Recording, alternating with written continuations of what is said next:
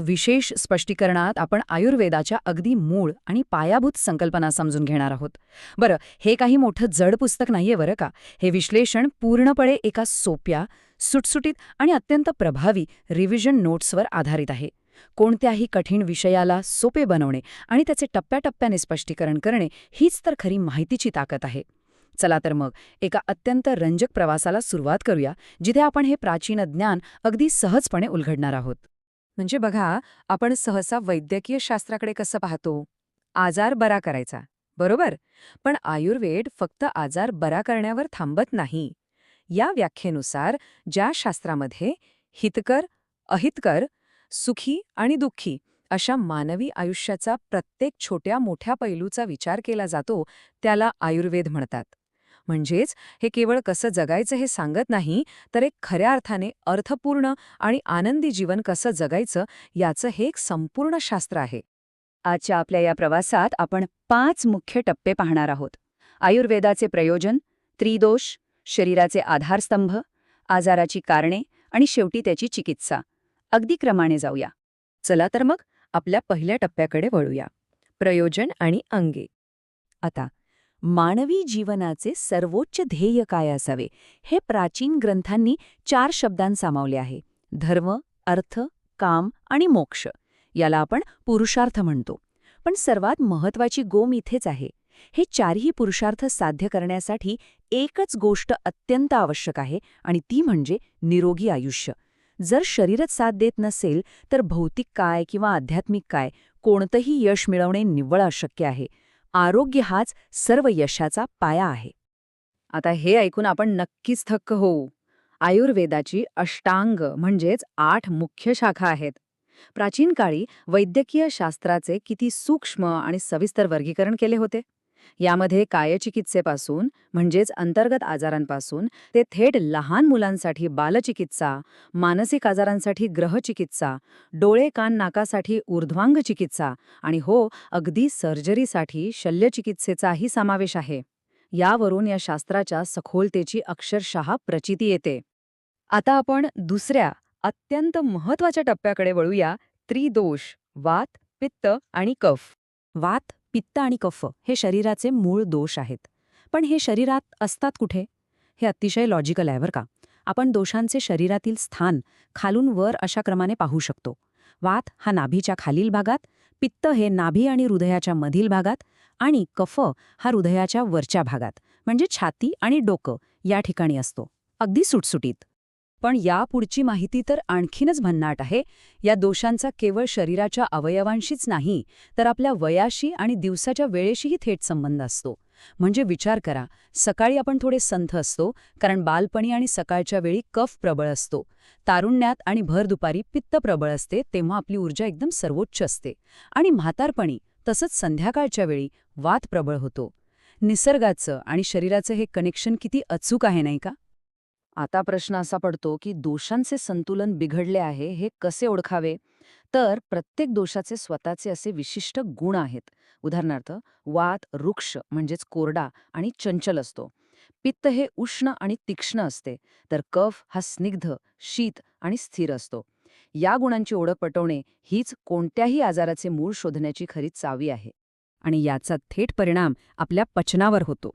आपला प्रबळ दोष आपली पचनशक्ती, ज्याला अग्नी म्हणतात, आणि आपली प्रकृती ठरवतो. वातामुळे पचनशक्ती अनियमित म्हणजेच विषमाग्नी होते. पित्तामुळे ती अतिशय वेगवान म्हणजेच तीक्ष्णाग्नी असते, तर कफामुळे ती संथो म्हणजेच मंदाग्नी होते. पण सर्वात श्रेष्ठ अवस्था कोणती? जेव्हा हे तिन्ही दोष एकदम बॅलन्समध्ये असतात, त्याला समदोष म्हणतात, ज्यामुळे समाग्नी आणि सर्वोत्तम दर्जाची प्रकृती तयार होते. आपला तिसरा टप्पा आहे शरीराचे आधारस्तंभ, धातू आणि मल. आता अदृश्य दोषांकडून आपण शरीराच्या प्रत्यक्ष दिसणाऱ्या घटकांकडे वळूया. आपलं शरीर मुख्यत्वे 7 धातू आणि 3 मलांचे बनलेले असते. रस, रक्त, मांस, मेद, अस्थी, मज्जा आणि शुक्र हे ते 7 धातू आहेत जे शरीराचे सतत पोषण करत असतात. आणि मूत्र, पुरीश म्हणजेच शौच आणि स्वेद म्हणजेच घाम हे 3 मल आहेत. ह्या धातूंचे सतत पोषण होणे आणि मलांचे वेळोवेळी विसर्जन होणे हे उत्तम आरोग्यासाठी अत्यंत बेसिक पण सगळ्यात महत्त्वाचं सूत्र आहे. आता या 7 धातूंचा क्रम लक्षात कसा ठेवायचा? या नोट्समध्ये एक भन्नाट मेमरी ट्रिक दिलीये. रसाळ रक्ताचे मांस मेदाने अस्थि मज्जा शुक्र वाढते. बघा, रसपासून रक्त, रक्तापासून मांस आणि पुढे थेट शुक्रापर्यंत. हा पोषणाचा पूर्ण क्रम या एकच वाक्यात किती कल्पकतेने गुंफलाय. अभ्यासासाठी एकदम सोपं. आता आपण चौथ्या टप्प्याकडे वळत आहोत. रोग, कारणे आणि परीक्षा. शरीराचं हे सुंदर संतुलन जेव्हा बिघडतं तेव्हा नक्की काय होतं? रोगांची मूळ कारणं केवळ 3 शब्दांत सांगितले आहेत बरं का. काल म्हणजे बदलणारे ऋतू किंवा वेळ. अर्थ म्हणजे आपल्या इंद्रियांचा अयोग्य वापर. आणि कर्म म्हणजे आपल्या कृती. आजारांचे मुख्य 2च प्रकार असतात. निज म्हणजेच शरीरातील दोषांच्या असंतुलनामुळे निर्माण झालेले आजार आणि आगंतुक जे बाहेरील आघातांमुळे किंवा कारणांमुळे होतात. आता आजार झालाय तर त्याचे परीक्षण कसं करायचं? आयुर्वेदाची पद्धत अत्यंत साधी पण खूप प्रभावी आहे. कोणतीही मोठी चिरफाड न करता 3 टप्प्यात तपासणी होते. दर्शन म्हणजेच रुग्णाला काळजीपूर्वक पाहणे, स्पर्शन म्हणजे नाडी किंवा शरीर तपासून पाहणे, आणि प्रश्न म्हणजे रुग्णाला विचारपूस करून माहिती घेणे. अचूक निदानासाठी हे 3 टप्पे अगदी पुरेसे असतात. आणि हो, आजार काही एकाएकी होत नाही. तो एका पूर्ण प्रक्रियेतून जातो. निदान म्हणजे मूळ कारण, पूर्वरूप म्हणजे सुरुवातीची छोटी लक्षणं, रूप म्हणजे मुख्य लक्षणं, उपशय म्हणजे काय केल्यावर बरे वाटते, आणि संप्राप्ती म्हणजे आजाराचा शरीरातील पूर्ण प्रवास. या 5 टप्प्यांचा अभ्यास केल्यावरच आजाराचे खरे स्वरूप उलगडते आणि अचूक उपचारांची योग्य दिशा ठरते. आणि आता आपला 5वा आणि अंतिम टप्पा, चिकित्सा, संतुलन प्रस्थापित करणे. रोग समजला, आता त्यावर उपाय काय? इथे आयुर्वेदातील चिकित्सेचा सर्वात मोठा आणि मूलभूत नियम कामी येतो.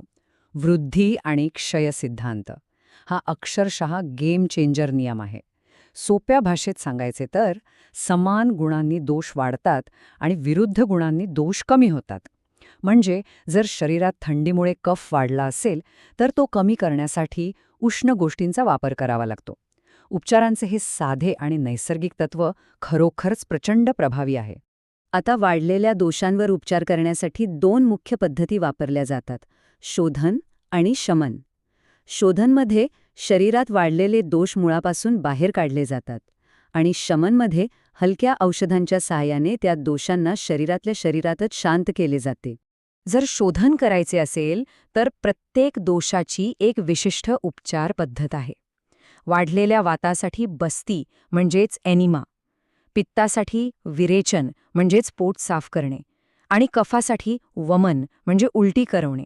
ही अत्यंत अचूक आणि प्रभावी थेरपी मानली जाते. आणि याच गोष्टी पंचकर्माचा मुख्य आधार आहेत.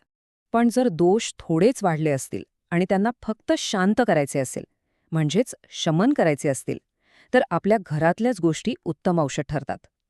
वाताला शांत करण्यासाठी तेल, पित्ताला शांत करण्यासाठी तूप, आणि कफाला शांत करण्यासाठी मध हे सर्वोत्तम उपाय आहेत.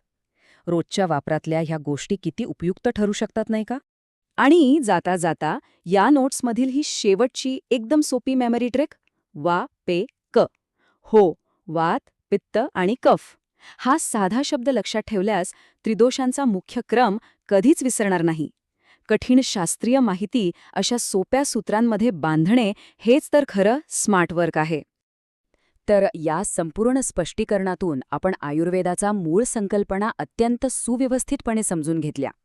आता जाता जाता एक विचार करण्यासारखी गोष्ट: आपण आज शिकलेल्या दिवसाची वेळ आणि विरुद्ध गुणांचा सिद्धांत या गोष्टींचा वापर करून आपण आपल्या स्वतःच्या जीवनशैलीत असे